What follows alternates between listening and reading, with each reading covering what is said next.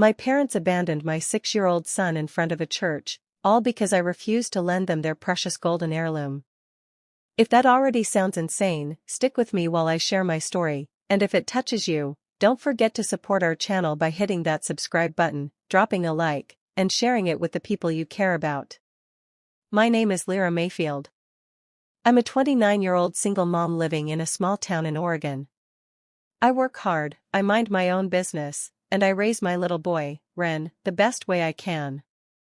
My parents, Porter and Valine, were never the warm, loving kind. They cared more about looking wealthy than actually being decent people. Their favorite thing in the world wasn't me or my son. It was a golden heirloom, a heavy locket that came from my grandmother. They treated it like it was some kind of crown, something that proved they were better than everyone else. Growing up, I always felt like the heirloom meant more to them than I ever did. They used it to control me, to guilt me, to remind me that I owed them something.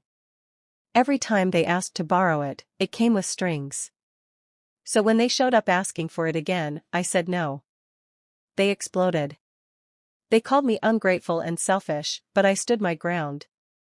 I had no idea how far they would go to punish me. A few days later, they asked to take Ren out for ice cream. I wanted to believe maybe they were trying to make an effort. Hours passed. They didn't return. When the phone finally rang, a church volunteer said they found my son alone on the steps, crying. My parents walked away from him. They left him there to teach me a lesson. That was the moment everything changed. The heirloom was a heavy gold locket with delicate engravings, something my grandmother kept close until the day she passed. Everyone in the family knew it held deep meaning, and people often called it the Mayfield Pride.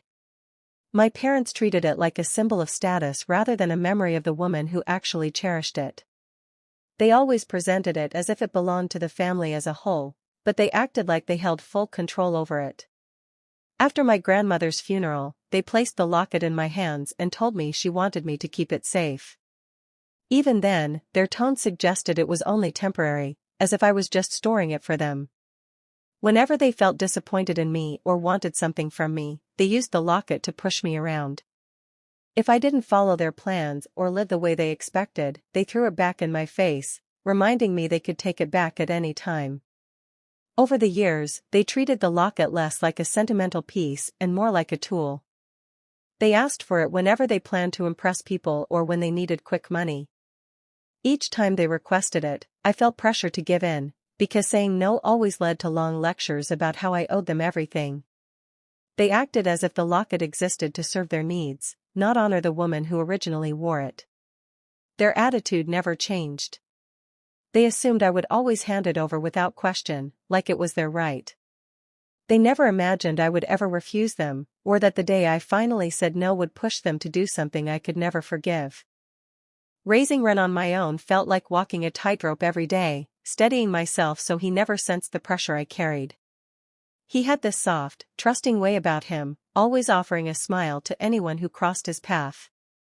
Even when life felt heavy, he brought a kind of peace into our small apartment, humming to himself while drawing or helping me fold laundry with his tiny hands.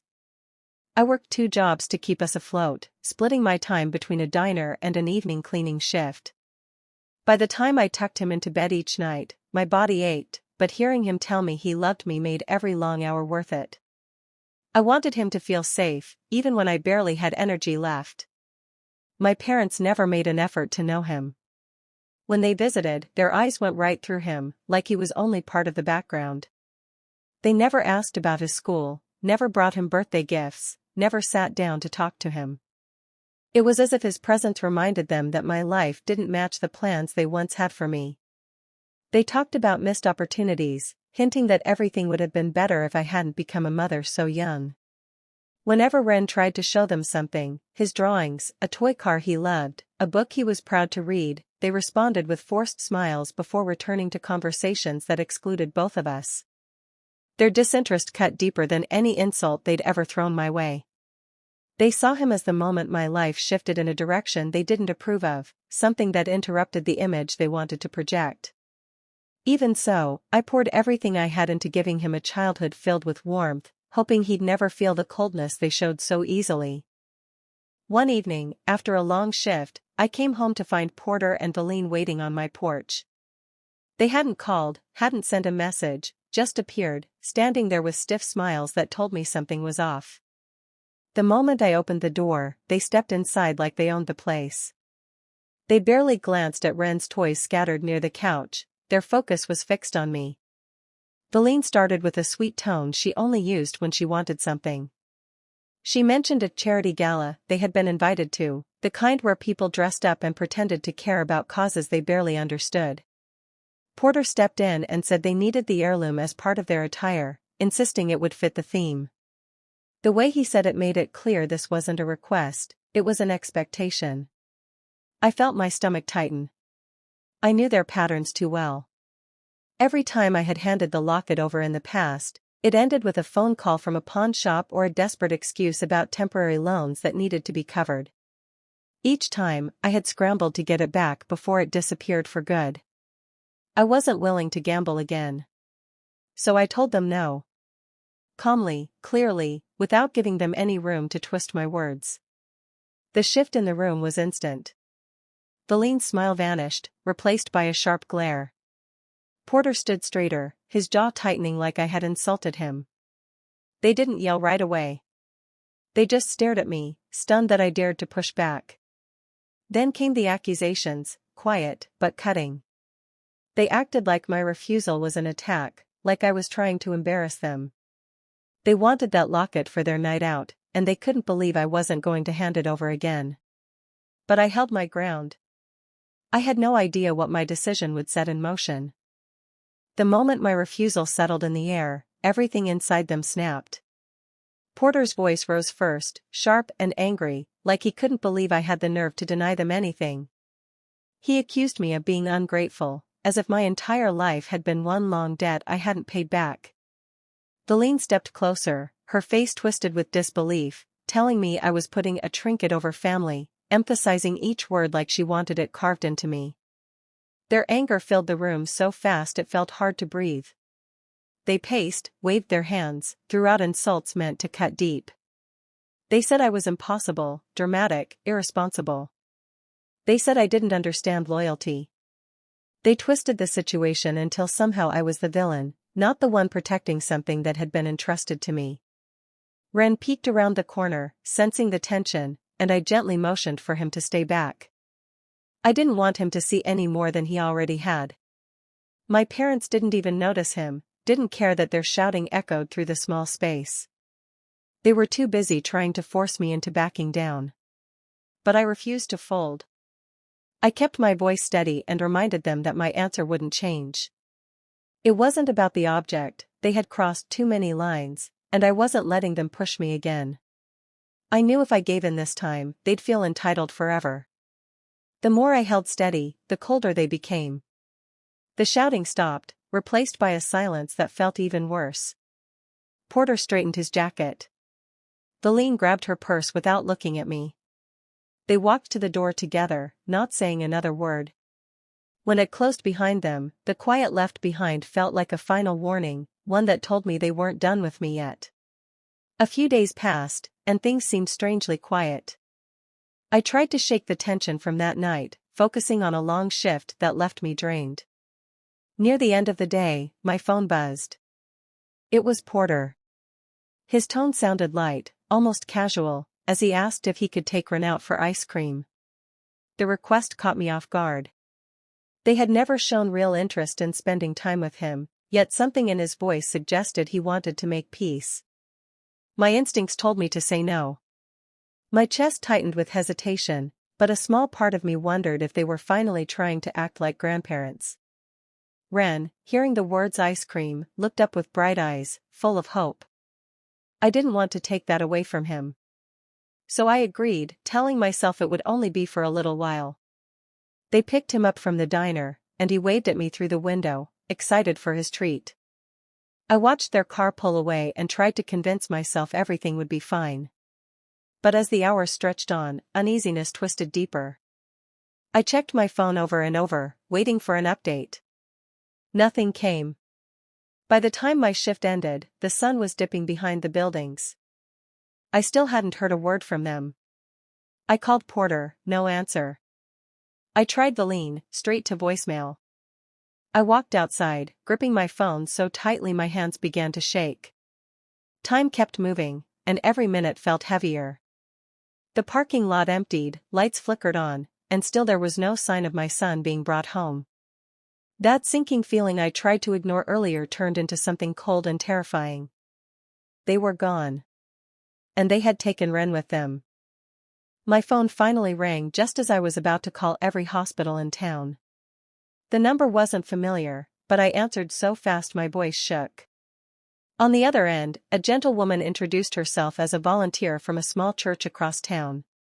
She said a little boy had been found on their front steps, sitting alone, scared and crying. When she described his clothes, my knees nearly gave out. It was Ren. She told me he had been dropped off by an older couple who didn't wait for anyone to come outside. They had simply parked, told him to stay put, and driven away. The volunteer said he kept repeating my name through sobs, clutching a folded piece of paper in his hand. I rushed to the address she gave me, my heart pounding so hard I could barely breathe. When I arrived, Ren ran straight into my arms, trembling and trying to catch his breath between tears. His face was red, and his hands felt cold from sitting outside. I held him tight, trying to keep myself together long enough to comfort him. The volunteer handed me the note he'd been clutching. The handwriting was unmistakable. The message was short, cruel, and meant to wound. Maybe you'll learn to value family when you realize what you stand to lose. My stomach twisted as the meaning sank in. They had left him there on purpose. Not by mistake. Not out of confusion. They did it to punish me. The volunteer called the police, and officers arrived within minutes. They asked questions, took statements, and photographed the note. Seeing everything handled so formally made the situation feel even more unreal. I answered what I could while keeping Ren close, afraid to let him out of my sight for even a second. Standing there with flashing lights reflecting off the church windows, I felt something inside me break in a way I knew would never fully heal. Once things calmed enough for him to speak, Ren held onto my shirt and tried to explain what happened. His voice was small, shaky, like he was afraid he might get in trouble for repeating their words. He said they drove for a while, not talking much, just whispering to each other. Then the car stopped in front of the church. He thought they were going inside with him, but instead, Porter told him to hop out and wait on the steps. Ren said he asked if I was coming too, and Valine told him this was part of teaching mommy a lesson. He didn't understand what that meant, and the confusion in his eyes as he told me made my chest ache. He said he tried to follow them back to the car, but Porter told him to sit still and don't move, using that firm tone that always scared me when I was young. Then they pulled away. Ren said he kept thinking they would turn around. He watched the road, waiting for their car to come back. When it didn't, he started to cry, worried he had done something wrong. He told me he held the note because Valine pressed it into his hand before leaving. He didn't know what it said, only that they told him to give it to mommy. Hearing his soft voice describe every detail felt like a storm ripping through me. Guilt hit first, because I had ignored my instincts. Rage followed so quickly it made my hands tremble. And buried beneath both was pure, sharp fear for how close this had come to something far worse. I pulled him close, promising I was there now, and that nobody would ever put him through something like that again. The next morning, with barely any sleep and my nerves stretched thin, I drove to my parents' house. I didn't bother calling first. I needed answers, and I needed them to look me in the eye when they gave them. When they opened the door, they didn't look surprised to see me. In fact, they looked annoyed, like I was interrupting their day. I told them exactly what happened, every detail Ren had shared, every moment he sat alone waiting for someone who never intended to return. Instead of shock or regret, Porter rolled his eyes. Valine crossed her arms and said I had forced their hand. They claimed I pushed them to extremes by refusing what they believed was rightfully theirs. They said leaving Ren there was meant to snap me out of my attitude, as if abandoning a child was some clever strategy. I felt sick listening to them. Porter went on about how I was overreacting, accusing me of trying to make them look bad. Deline muttered that if I kept being difficult, they'd remove me from their will, like that threat still had any power over me after what they had done. Then, as if nothing horrific had happened at all, they demanded the heirloom again. Porter even reached out his hand, expecting me to give it over right then. My whole body trembled. Not from fear, something had shifted inside me. I finally saw them without excuses or softened memories. They weren't confused. They weren't misguided. They chose cruelty because they believed they could get away with it. I stepped back from the doorway, feeling a cold clarity settle in. They never loved me in the way parents should. What they loved was control, and losing that control made them dangerous. Without another word, I turned and walked away, shaking but certain that whatever came next would no longer include them. After that confrontation, I knew I couldn't let them have any more power over me or Ren. I spent the next few days quietly researching, going through old boxes of papers my grandmother had left behind. I pulled out faded deeds, wills, and legal papers, determined to understand exactly what she had intended. Every stack I sifted through felt heavier than the last, like the truth was buried under decades of lies. Eventually, I found it, a notarized document that clearly stated the heirloom was to belong solely to me. Not the estate, not my parents, not anyone else, me. My parents had spent years pretending it was theirs, using that story to manipulate and intimidate me, but now I held proof that everything they claimed was false. They had lied about ownership every time they demanded it. Holding that document, a rush of control and clarity washed over me. I realized that the power they had wielded over me for years had been an illusion. For the first time, I wasn't the one bending. I had the truth on my side, and it gave me a confidence I hadn't felt in a long time. I carefully stored copies, knowing I might need them later, and started planning how to protect Ren and myself from any future attempts at manipulation. It wasn't about revenge in a petty sense, it was about reclaiming what was rightfully mine, standing up to them, and making sure their actions could no longer hurt us. For the first time, I felt like I had a real choice, a real shield, and a way to regain the life they had tried to control. I contacted an attorney I trusted and explained everything in detail, the note, the church, how they had left Ren alone for hours. She listened quietly, then laid out the steps we could take. Together, we filed official charges for child endangerment. It felt surreal to see my parents' names on legal documents accusing them of the things I had feared for so long. I watched as the court set a restraining order, ensuring that neither of them could come near Ren or me without permission. That small piece of protection brought a weight off my shoulders I didn't realize I'd been carrying for years. Next, I decided to confront the family narrative my parents had built over decades. I shared the inheritance documents with a few relatives who had been quietly observing their behavior, exposing the long history of manipulation and control they had maintained over everyone. The shock on their faces was gratifying in a quiet way. Suddenly, the hidden truth was out, and my parents' power diminished overnight. They could no longer claim moral authority, and the facade they had maintained for years started to crumble. As the legal papers settled into the court system, I finally felt a sense of security. Ren could go to school, play outside, and live without fear that the people who were supposed to love him might decide to abandon him again. For the first time, the future felt safe, measured, and in our control. Every step of the process reminded me that action and truth could dismantle the threats that had loomed over us for so long, leaving space to rebuild, protect, and finally breathe. After the legal steps began, I started hearing from people I hadn't expected. Neighbors I had only waved to over the fence came by, offering quiet words of support and sharing stories of times my parents had been cruel or controlling toward them.